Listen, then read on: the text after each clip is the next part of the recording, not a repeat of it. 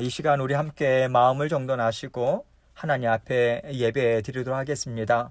먼저 찬송가 545장 이 눈에 아무 증거 아니 배어도 함께 찬송 드리겠습니다. 찬송가 545장 이 눈에 아무 증거 아니 배어도 가사를 생각하시면서 함께 찬송 드립니다. 이 눈에 아무 증거 아니 배어도 믿음만을 가지고서 늘 걸으며 이 귀에 아무 소리 아니 들려도 하나님의 약속 위에 서리라. 걸어가세 믿음 위에 서서 나가세 의심 버리고 걸어가세 믿음 위에 서서 눈과 귀에 아무 증거 없어도 이 눈이 보기에는 어떠하든지 이미 얻은 증거대로 늘 믿으며 이 마음에 의심 없이 살아갈 때에 우리 소원 주 안에서 이루리. 걸어가세 믿음 위에 서서 나가세 의심 버리고 걸어가세 믿음 위에 서서 눈과 귀에 아무 증거 없어도 주님의 거룩함을 두고 맹세한 주 하나님 아버지는 참 기쁘다. 그 귀한 모든 약속 믿는 자에게 능치 못할 무슨 일이 있을까. 걸어가세 믿음 위에 서서 나가세 의심 버리고 걸어가세 믿음 위에 서서 눈과 귀에 아무 증거 없어도. 아멘. 기도하겠습니다. 사랑이 많으시고 은혜가 풍성하신 아버지 하나님, 감사합니다. 사망 권세 가운데 죽을 수밖에 없는 저희를 선택해 주시고 불러주시고 주 예수 그리스도의 복음을 믿는 믿음도 주시고 그래서 하나님의 자녀 삼아 주시고 구원해 주신 감사합니다. 그리고 그 이후의 삶도 예수 그리스도를 닮아가는, 그 성품을 닮아가는 그러한 믿음의 삶을 살 수 있도록 하나님께서 날마다 성령님과 더불어 함께 동행해 주셔서 감사합니다. 아버지 하나님, 주님 없으면 저희는 단 하루도 살아갈 수 없는 자들입니다. 아버지 하나님, 그 고백으로 주님만 의지하는 마음을 하나님께서는 참 기뻐하시고 그 기뻐하시는 마음에 하나님께서 능력도 주시고 지혜도 주시고 힘도 주시는 아버지 하나님이심을 저희로 하여금 깨달아 알 수 있도록 인도해 주셔서 감사합니다. 주님께서 날마다 아버지 때를 따라 돕는 은혜로 함께 하심을 믿는 믿음으로 흔들리지 않고 아버지 날마다 주님과 동행하는 저희들 될 수 있도록 도와주옵소서. 아버지 하나님께서 때를 따라 돕는 많은 은혜를 주시지만 늘 말씀으로 인도해 주십니다. 오늘도 이 말씀을 통해서 저희에게 들려주시길 원하는 저희 각자를 향한 주님의 기뻐하시는 뜻이 무엇인가를 분명하게 알려주시고 아버지 하나님, 그 말씀대로 살아내고자 하는 그 열정과 그 마음의 소원함과 그 힘과 능력 또한 하나님 허락하여 주옵소서. 주님께서 아버지 하나님 모든 것을 허락하시고 또 아버지 하나님 오늘 부족한 종 주님의 말씀을 들고 섭니다. 입술을 주장해 주시고 아버지 하나님 증거하는 내내 제 마음이 주님만 온전히 의지하는 마음으로 아버지 하나님 앞에 이 말씀을 올려드릴 수 있도록 도와주옵소서. 예수 그리스도의 귀하신 이름으로 기도합니다. 아멘. 하나님 말씀 하박국서 2장 2절로 4절 말씀입니다. 하박국서 2장 2절로 4절 말씀 제가 읽겠습니다. 여호와께서 내게 대답하여 이르시되 너는 이 묵시를 기록하여 판에 명백히 새기되 달려가면서도 읽을 수 있게 하라. 이 묵시는 정한 때가 있나니 그 종말이 속히 이르겠고 결코 거짓되지 아니하리라. 비록 더딜지라도 기다리라. 지체되지 않고 반드시 응하리라. 보라, 그의 마음은 교만하며 그 속에서 정직하지 못하나 의인은 그의 믿음으로 말미암아 살리라. 아멘. 여러분, 우리가 하나님의 자녀로 우리 주님을 믿는 믿음으로 우리가 신앙의 길을 걸어가요. 주님을 따르는 길을 걸어갑니다. 그런데 종종 저희가 하나님의 심정을 이해하기가 참 어렵다 그럴 때가 있죠. 또 하나님께서 뜻을 이루시는 방법을 이해하는데 어려움을 느낄 때가 종종 있어요. 왜냐하면 하나님은요, 우리가 이해하지 못하는 방법으로 하나님의 뜻을 이루시겠다고 말씀하실 때가 있기 때문에 그렇습니다. 이것이 바로 하박국 선지자가 겪고 있던 어려운 문제였어요. 참 혼란스러운 문제였어요. 하나님께서는 하박국 선지자에게 하나님의 백성, 남유다 백성이죠. 그 하나님의 백성을 이방인의 손, 그것도 연약한 자를 아무렇지도 않게 짓밟아버리는 하나님의 성품과는 너무나도 다른 거짓되고 정말 악하기로 유명한 바벨론의 손에 어려움을 당하도록 하겠다, 이 말씀을 주셨단 말이죠. 그래서 하박국은요, 하나님은 선하신 분 아닙니까? 악을 미워하시는 분이시잖아요. 그런데 어떻게 악을 들어서 하나님의 선한 백성을 다치게 하실 수 있습니까? 이 일은 결단코 하나님의 뜻이 되어서는 안 됩니다. 여러분, 이 심정을 갖고 있는 거예요, 지금. 그래서 그는 오늘 본문 말씀 직전에 어제 저희가 함께 살펴봤던 2장 1절 말씀처럼 내게 무엇이라 말씀하실는지 기다리고 바라보며 나의 질문에 대하여 어떻게 대답하실는지 보리라 하면서 하나님의 대답을 간절한 마음으로 기다립니다. 이런 맥락에서 오늘 본문 말씀은요, 또다시 하나님께서 하박국의 질문에 답변하시는 말씀으로 시작이 돼요. 2절 말씀입니다.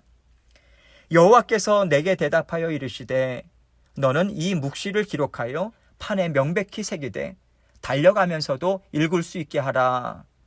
여기서 묵시라고 하는 것은 하나님이 주시는 그러한 예언의 말씀 아닙니까? 앞으로 일어날 일에 대한 그 말씀, 하나님께서 예언의 말씀을 주고 계시는 거죠. 그런데 그 묵시에 대한 내용이 무엇인가? 그것은 오늘 본문을 저희가 4절까지 보지만 4절 이후에 5절부터 나오는 바벨론에 대한 하나님의 심판에 대한 내용이에요.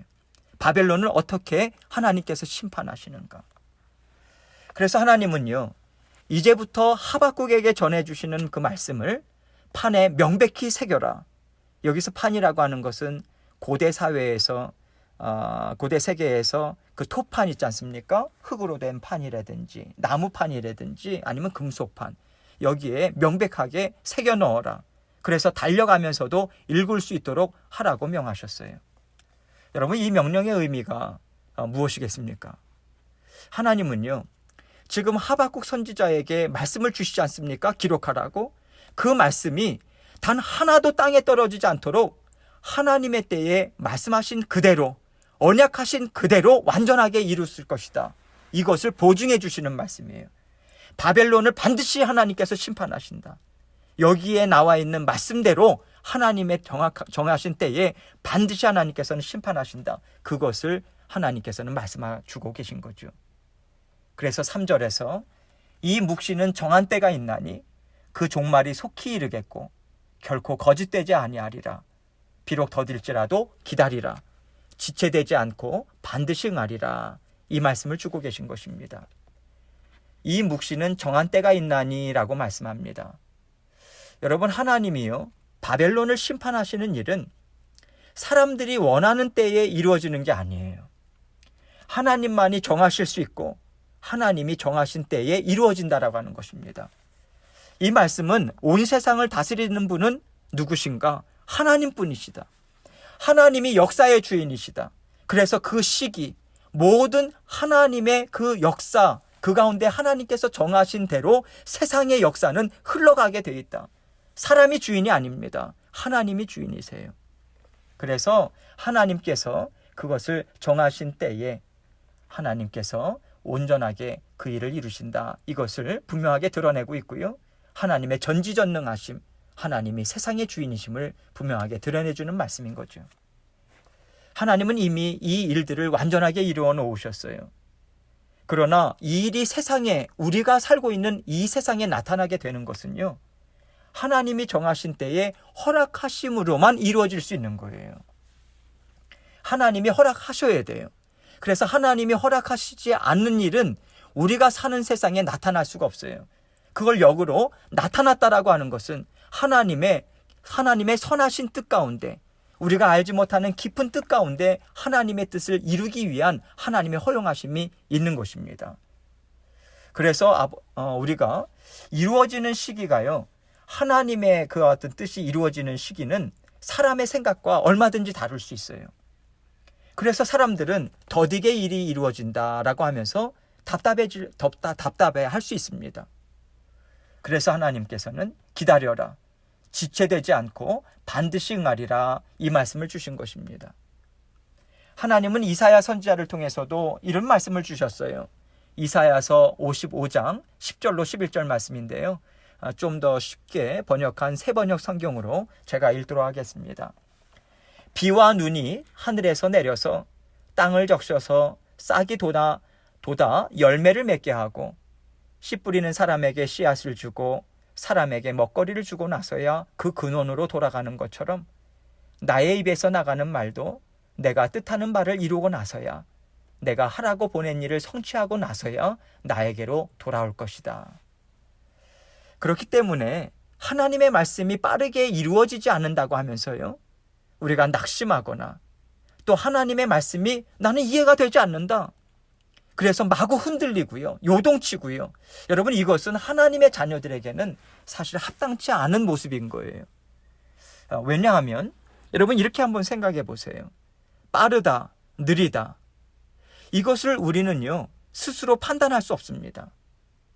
우리가 스스로 이것은 빠른 일, 이것은 느린 일, 여러분, 우리는 그런 능력 없어요. 자신의 생각과 지혜를 기준으로 이것은 이해할 수 있는 일, 이것은 이해 못하는 일, 여러분, 이것을 말한다라고 하는 것은요, 하나님의 완전하심을 인정하지 못하는 것이 됩니다. 하나님의 생각보다, 하나님의 지혜보다 자신의 지혜, 자신의 생각을 더 높게 생각할 수 하기 때문에 이러한 생각과 이러한 말을 할 수 있는 거예요. 이것이 바로 하나님이 미워하시는 교만한 자들의 특징이고요, 이어지는 4절 상반절은 이러한 자들에 대해서 이렇게 증거해 줍니다. 보라, 그의 마음은 교만하며 그 속에서 정직하지 못하나. 여기서 그는 1차적으로 바벨론을 가리켜요. 그러나 마음이 교만하고 그 속에서 정직하지 못하다라고 하는 것은 보편적으로 교만한 자들의 일반적인 특징을 말해주고 있습니다. 여기 교만하다라고 하는 단어는요, 원어상으로 보면 부풀어 오른 것을 뜻해요. 그래서 그 용례를 보면 무례함, 뻔뻔스러움, 이러한 그 단어 뜻을 가지고 사용이 됩니다. 하나님은요, 여기서 교만한 자들을 가리켜서 그 속에서 정직하지 못하나, 이렇게 말씀하고 계세요. 왜 정직하지 못하다라고 하는 것과 교만한 자들, 이것을 연결시켜서 말씀하신 걸까요? 여러분, 교만한 자들은요, 하나님의 말씀을 듣는 듯 하지만 결국에는 자신의 생각을 선택하기 때문에 그렇습니다. 하나님의 말씀 따르지 않아요. 자신의 생각을 결정적으로 선택해요. 이들은요, 하나님 앞에서 듣겠다 해요. 듣겠다, 순종하겠다. 그래서 하나님의 말씀을 경청하는 것 같아요. 그러나 실제 그의 생각과 결심은 이미 섰어요. 그래서 그가 생각하는 대로, 판단하는 대로 행하고요, 그리고 결정해요. 그래서 하나님은 그것은 정직하지 못한 마음이다, 이렇게 판단하시는 거죠. 그에 반해서 하나님은 의인은 그의 믿음으로 말미암아 살리라, 이렇게 말씀하고 있습니다. 이 말씀에는 상당히 중요한 의미가 담겨져 있어요. 무슨 의미인가? 하나님은 믿음으로 사는 자를 의인이라고 여기신다, 이것을 말해주고 있습니다. 여러분, 우리가요, 믿음으로 말미암아서, 우리가 예수 그리스도를 믿는 믿음으로 우리가 죄인됨에서 의롭다고 칭함을 받은, 그래서 의인이라고 하는 것을 하나님께서 칭해 주신 거예요. 그래서 칭의다, 그러한 그 용어를 사용하긴 하는데요, 우리가 의인이 됐어요. 하나님의 자녀가 됐어요. 그래서 의인으로 살아요. 그런데 그 이후의 삶이 있어요. 하나님 앞에 하나님 앞에 설 때까지. 자, 그 살아가는 삶, 지금 여기에서는 믿음으로 사는 자를 의인이라고 여기신다. 이것을 말해주고 있는 거예요. 자녀답게 사는 것은 믿음으로 살아가는 것이다. 이것을 말해주고 있다라는 것이죠. 그런데 중요한 사실은 무엇이냐면 믿음으로 말미암아 살리라 할 때 그 믿음이 무엇을 믿는 믿음인가 이것입니다. 무엇을 믿는 믿음인가. 믿음이라고 하는 것은 반드시 그 대상이 있어야 돼요. 그 믿는 믿음으로 살아간다라고 하는 것. 그 믿음이 무엇인가? 자기 자신의 생각과 판단을 믿는다는 뜻일까요? 여러분, 하나님께서 보실 때 믿음으로 살고자 하는 의인도 사람이지요. 우리는 이 땅 위에서 아직까지도 죄성을 가지고 있어요.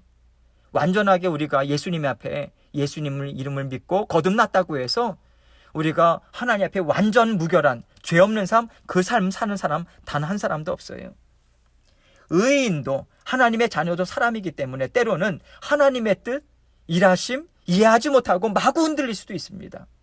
그럴지라도 그 하나님, 그 이들은요, 하나님의 선하심을 믿어요. 하나님이 좋으신 분이라고 하는 것을 믿고요. 하나님은 모든 일을 다스릴 만한 완전한 지혜와 능력이 있는 분임을 믿습니다. 그 믿는 믿음이에요. 그 하나님을 끝까지 믿음으로 의인은 자신의 의심과 혼란과 흔들림에 붙잡히지 않을 수 있는 거예요. 그 믿음으로 살아갈 때 우리는 의심으로 인해서 우리는 넘어지지 않을 수 있는 거예요. 이들은 하나님의 지혜로우심과 하나님의 선하심과 하나님의 완전하심을 믿는 믿음으로 하나님이 하시는 일을 바라봅니다. 하나님의 하시는 일을 기대해요. 하나님께서는 지금 내가 비록 이해할 수는 없지만 하나님은 지혜로우신데, 하나님은 선하신데, 완전하신데, 그리고 나를 죽기까지 사랑하시는데 지금 왜 이 일을 이루시고 있으신 걸까? 어떤 기대하는 마음, 그것으로 하나님을 바라봐요. 하나님 앞에 그 초점을 맞춰요. 그리고 하나님의 뜻이 온전히 이루어지기를 참고 기다립니다. 인내합니다. 내가 이 이루어지는 모든 시기도 내가 주인이 아니라 하나님이 주인이심을 인정하기 때문에 그렇습니다. 그래서 하나님은 그러한 자를 의인이라고 칭한다. 그 말씀을 주시면서 오직 그 하나님은 의인은 그의 믿음으로 말미암아 살리라. 이 말씀을 주고 있는 거죠. 여러분, 오늘 본문인 2장 2절 이후로는요, 하박국의 질문에 대한 하나님의 대답이 계속해서 진행이 돼요. 하나님의 대답에 대한 내용이에요. 하나님은요, 하박국으로 하여금 먼저 한 가지를 준비시켜줘요. 어떤 준비를 하냐면 하나님이 주시는 말씀을 받기에 합당한 마음을 갖도록 인도해 주세요. 하나님이 주시는 말씀을 받기에 합당한 마음, 그 마음을 갖게 하신 후에 의인과 악인의 차이점이 무엇인가, 갈대아 사람들 즉 바벨론에게 임할 하나님의 심판이 무엇인가, 이것을 알려주십니다. 이런 의미에서 이 같은 마음의 준비를 시키시는 하나님이 그 마지막으로 하박국에게 말씀하신 게 무엇입니까? 교만하고 정직하지 못한 악인과 믿음으로 사는 의인을 대조해요. 대조하면서 말씀을 하십니다. 그 이유가 무엇일까? 이것을 우리는 먼저 생각을 해봐야죠. 여러분, 하나님은요, 하박국에게 그 마음의 준비를 시키면서 어떤 준비를 하는가? 너는 선택하라. 이 말씀을 하고 계신 거예요. 너는 선택하라. 자신의 생각과 자신의 이해와 자신의 판단을 붙잡는 교만한 자리에 설 것이냐? 아니면 믿음으로 사는 의인의 자리에 설 것인가? 선택해라. 이렇게 결단을 촉구하고 계신 거예요. 하나님은요, 너의 생각과 너의 지혜를 믿느냐? 아니면 하나님의 완전하신 지혜와 완전하신 선을 믿느냐? 이것을 물으시는데요. 여러분, 이것은요, 하나님이 어떤 분이라고 생각하는가, 그것을 선택하는 것과 같은 것입니다. 하나님은 하박국에게 믿음을 선택하고 너는 하나님 앞에서 아름다운 의인의 자리에서 의인의 모습으로 서라. 그 말씀을 주시면서 권면하고 계신 거예요. 그리고 또한 질책의 말씀을 겸해서 주고 계신 것입니다. 여러분, 우리도 사람이기 때문에 때때로 이러한 혼란과 의심의 자리에 설 수 있어요. 그러나 하나님은 그러할 때마다 우리가 교만한 자리에 가지 않고요, 오직 끝까지 믿는 믿음으로 하나님이 얼마나 선하시고 능력이 많으신지를 우리 눈으로 보고요, 귀로 듣고요, 힘있게 전하는 삶을 살기를 바라는 마음으로 하나님은 오늘 말씀을 우리 각자에게 주고 계시다고 생각합니다. 오늘도 하나님께서는 우리에게 믿음을 주세요. 성령님이 함께 하시기 때문에 그래요. 그것을 살아낼 수 있는 힘과 능력도 주세요. 하나님은 떠나지 않으세요. 여러분, 믿음을 선택하십시오. 그리고 계속해서 믿는 믿음으로 하나님 앞에 칭찬받고요, 아름다운 열매를 맺는 그러한 삶을 살아가시는 저와 여러분이 되시길 주님의 이름으로 축원합니다. 이 시간 계속해서 하나님이 주신 말씀 기억하시면서 그 믿음으로 살기 원합니다. 도와주십시오. 하나님 앞에 간구하며 주님 앞에 부르짖는 이 시간 되기 원합니다. 함께 기도하시겠습니다.